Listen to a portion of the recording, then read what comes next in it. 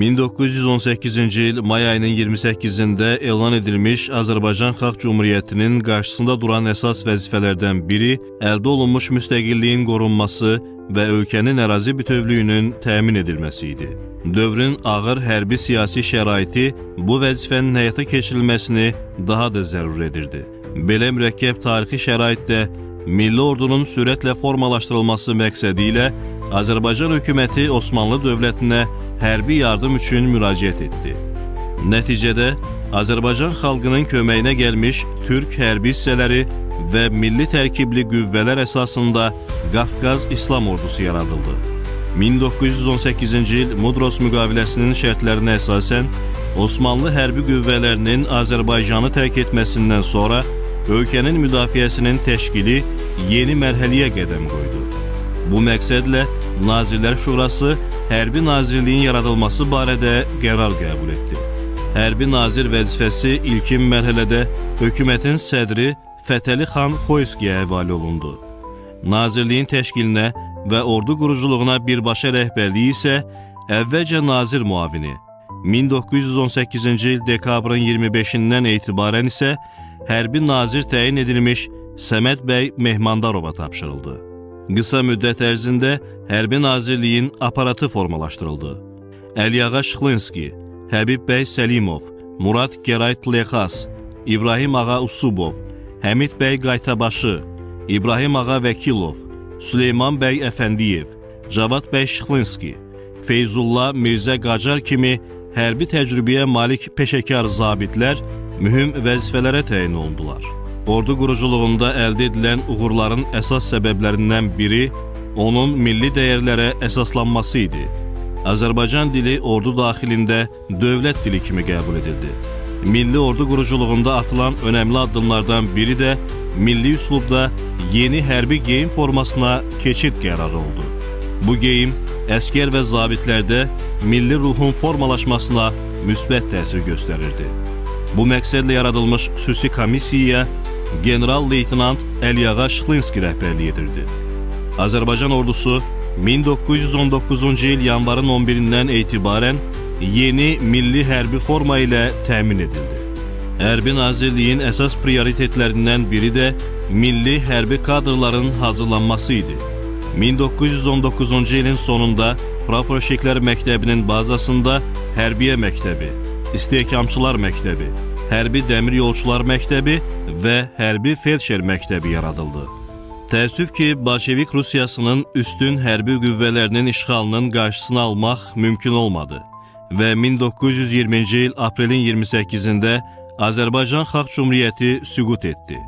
Bununla da Azərbaycanın milli ordusunun ləğvinə başlanıldı və qısa müddətdə Cumhuriyyət ordusu bolşevikləşdirildi. Yalnız ümumi lider Heydər Əliyevin 1969-cu ildə Azərbaycana rəhbər seçilməsindən sonra hərbi sahədə canlanma müşahidə olundu. 1971-ci ildə onun təşəbbüsü ilə Bakıda Cəmşid Naxçıvanski adına hərbi lisey yaradıldı. Eyni zamanda Heydər Əliyevin qətiyyətli mövqeyi nəticəsində SSR-nin müxtəlif ali hərbi məktəblərində Azərbaycanlı gənclərin təhsil alması təmin olundu.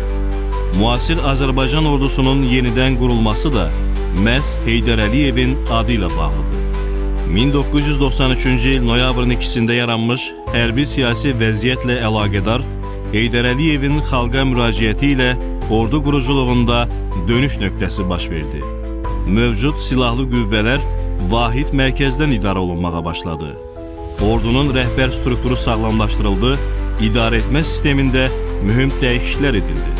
Bu tədbirlərin nəticəsi olaraq 1993-cü ilin dekabrında, 1994-cü ilin yanvar və aprel aylarında Füzuli və Tərtər istiqamətlərində əldə edilən uğurlar ordunun yenidən qurulmasının ilk bəhrələri oldu. Nəticədə 1994-cü ilin mayında cəbhədə atəşkəs əldə edildi. Atəşkəs dövrü ordu quruculuğunda yeni inkişaf mərhələsinin başlanğıcı oldu.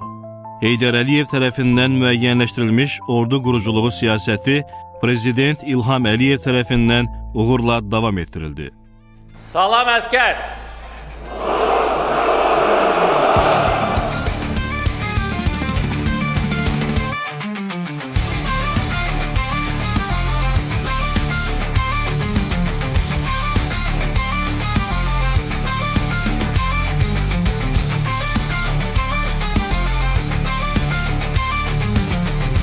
işğal altında olan torpaqlar azad olunandan sonra orada qaldırılacaq Azərbaycan bayrağı azadlıq meydanına gətiriləcək və hərbi paradda göstəriləcək. Onun rəhbərliyi ilə orduya dövlət səviyyəsində göstərilən diqqət və qayğı nəticəsində ordunun büdcəsi dəfələrlə artırıldı, maddi-texniki baza və infrastruktur müasir standartlara uyğun yenidən quruldu, döyüş hazırlığı və hərbi kadrların hazırlığı yüksək səviyyəyə çatdırıldı, beynəlxalq təcrübənin öyrənilməsi və tətbiqi təmin olundu.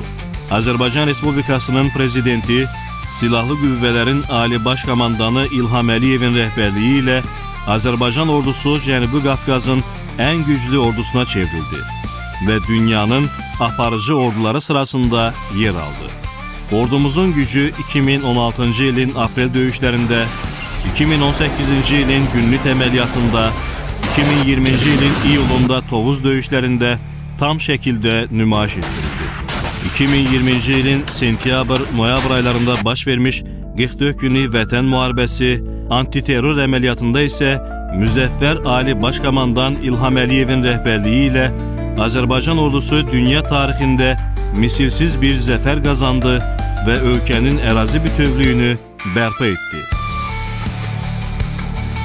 Demiştim ki, gün gələcək və bugün işğal altında olan torpaqlarda qaldırılan Azərbaycan bayrağı azadlıq meydanına gətiriləcək və bugün gəldi. Bu tarixi günün şahidi bizik, Azərbaycan xalqı. Bugün Azərbaycan ordusu xalqımızın iradəsinin, dövlətimizin gücünün və siyasi rəhbərliyin, müdrikliyinin parlaq təcəssümüdür. Bu ordu hər cür təhdidə cavab verməyə və ölkəmizin suverenliyini qorumağa qadir, müasir və yenilməz bir qüvvədir.